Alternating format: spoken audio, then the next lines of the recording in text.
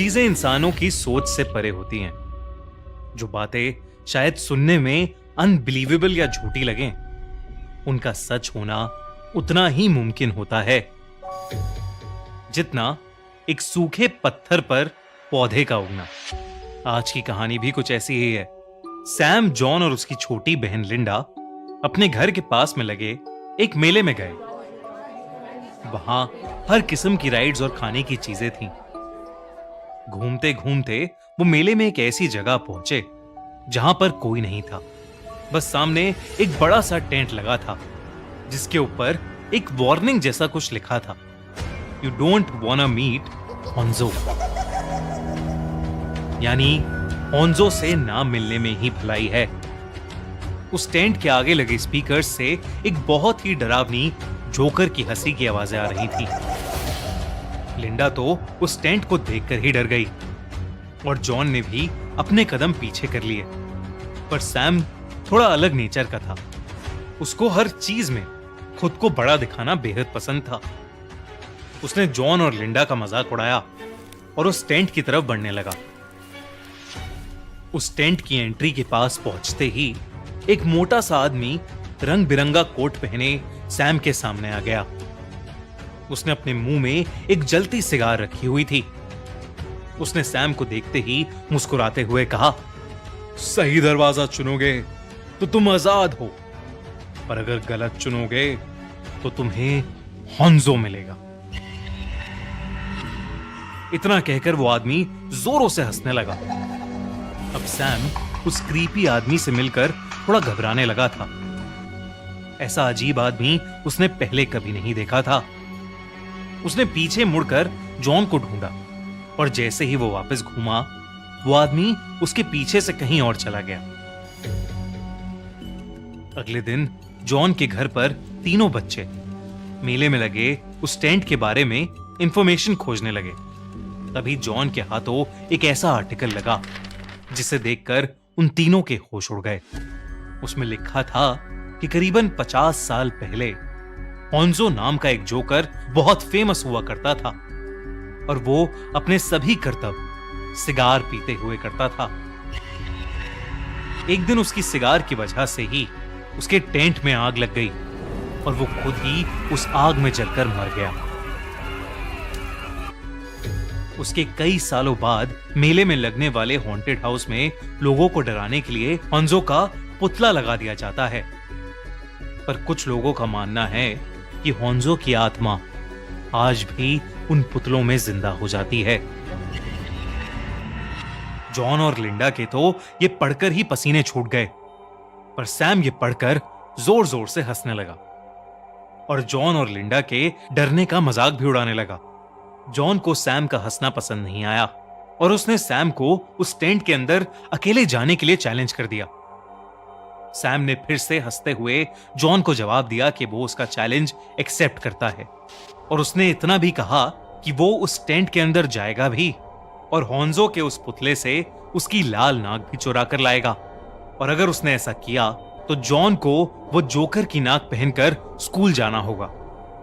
उसी रात को सैम उस मेले के भूतिया टेंट के पास चला गया।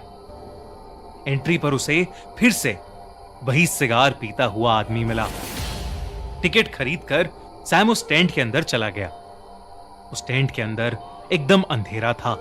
पहले सैम को बहुत से अजीबोगरीब शीशे दिखे और तरह तरह के डरा देने वाले पुतले भी।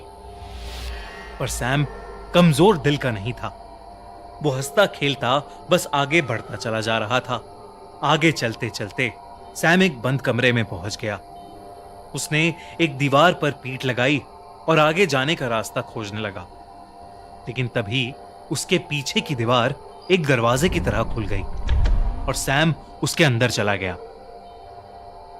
अब सैम एक ऐसे कमरे में पहुंच गया था जिसके चारों तरफ सिर्फ बहुत सारे टेढ़े मेढ़े रंग बिरंगे दरवाजे थे और हर एक दरवाजे के ऊपर एक नंबर लिखा हुआ था। इससे पहले सैम कुछ समझ पाता, कमरे में लगे स्पीकर से एक आवाज आई, सही दरवाजा चुनोगे तो तुम आजाद हो, पर अगर गलत चुनोगे तो तुम्हें होंजो मिलेगा। सैम 3 नंबर दरवाजे के पास गया और उसने जैसे ही उसे खोला वो रास्ता बंद था और वहां कुछ भी नहीं था। पर बहुत देर सोचने के बाद उसने 7 नंबर का दरवाजा खोला और वो खुश हो गया क्योंकि वही दरवाजा बाहर के रास्ते का था।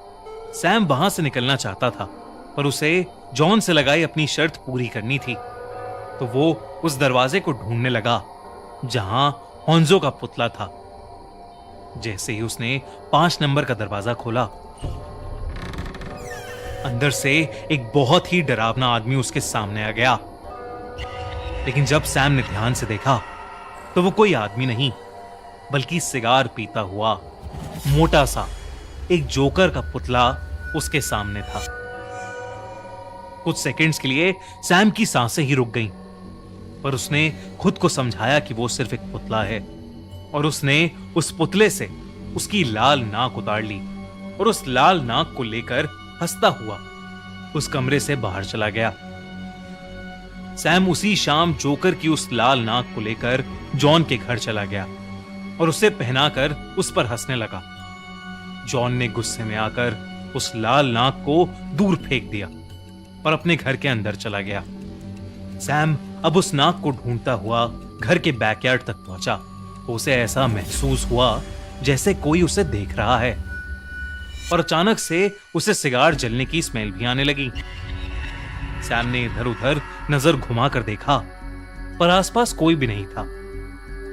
सैम ने फटाफट से उस नाक को उठाया और अपने घर चला गया। सैम की मॉम घर से बाहर गई हुई थी और उन्होंने उसके लिए खाना बनाकर फ्रिज में रखा हुआ था। सैम ने जैसे ही फ्रिज से खाना निकाला, उसे अपने घर के मेन डोर के बंद होने की आवाज आई। सैम घबरा गया और भागकर दरवाजा चेक करने गया, पर उसे वहां कोई भी नहीं दिखा। इसके तुरंत बाद ही सैम के घर का फोन बज पड़ा। उसने फोन उठाया तो कॉल पर जॉन था। जॉन ने उससे अपने बर्ताव के लिए माफी मांगी और तभी बात के बीच में ही कॉल में एक अजीब सी डिस्टरबेंस आने लगी और सैम को अपने फोन में एक अजीब सी आवाज सुनाई दी, किसी के हंसने की आवाज। फोन के दूसरी ओर एक बहुत ही डरावनी हंसी की आवाज थी, बिल्कुल वैसी ही जैसी उस मेले के टेंट के स्पीकर से आ रही थी। वो हंसी सुनते ही सैम के हाथ से फोन छूट गया। उसे थोड़ा शक था कि शायद जॉन उसके साथ कोई मजाक कर रहा है, लेकिन उसने फिर से अपने फोन से जॉन को फोन मिलाया, पर इस बार भी फोन से जॉन की आवाज नहीं आई, बल्कि फिर से सैम को वही डरावनी हंसी सुनाई दी। उसने तुरंत फोन काट दिया, लेकिन वो हंसी की आवाज अभी भी बंद नहीं हो रही थी और फिर धीरे धीरे वो आवाज उसके पूरे घर में गूंजने लगी। सैम की हालत अब घबराहट के मारे खराब होने लगी थी। तभी उसने देखा कि किचन की दीवार पर लाल रंग से HONZO होंजो लिखा हुआ था और उसके पूरे घर में सिगार का धुआं भर गया था। सैम बिना कुछ देखे अपने कमरे में भागा और दरवाजा बंद कर अपने कंबल में छिप गया। सैम के मुंह से कोई आवाज नहीं निकल रही थी। कमरे में भी बिल्कुल सन्नाटा था और तभी कोई जोर जोर से सैम के कमरे के दरवाजे को पीटने लगा। ऐसा लग रहा था मानो वो दरवाजा कुछ ही देर में टूट जाएगा, लेकिन फिर वो दरवाजा ठोकने की आवाज और वो डरावनी हंसी की आवाज एकदम से बंद हो गई। सैम की जान में जान आई और वो दरवाजे के पास गया और उसने धीरे से दरवाजा खोला। वहां कोई नहीं था, लेकिन फिर जैसे ही सैम ने अपने कमरे की तरफ दरवाजा वापस बंद किया, उसके होश उड़ गए।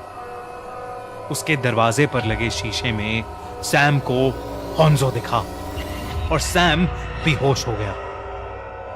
जब सैम की मॉम घर पहुंची तो सैम की नाक टूटी पड़ी थी और वो खून से लाल हो गई थी। सैम को तुरंत हॉस्पिटल ले जाया गया। वो ठीक तो हो गया, लेकिन उसकी नाक पर उस चोट का निशान और उसके मन में होंजो द जोकर का डर हमेशा के लिए रह गया।